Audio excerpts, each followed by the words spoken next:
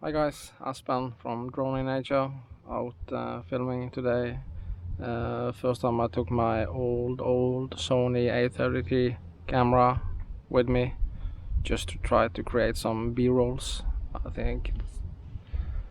really don't know how the quality will be, but not that great. I think the camera is the camera is 10 years old, so it's pretty old, and I haven't used it much at all.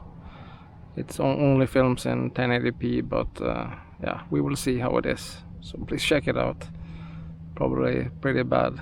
I think I have to upgrade. Just try. It's difficult to shoot B-rolls with osmo action. I think the camera is good, but not for creative filming. So I just want to try my camera today just to see. So we will see how the quality is and how it looks. It's an old camera, so yeah, check it out. Please subscribe.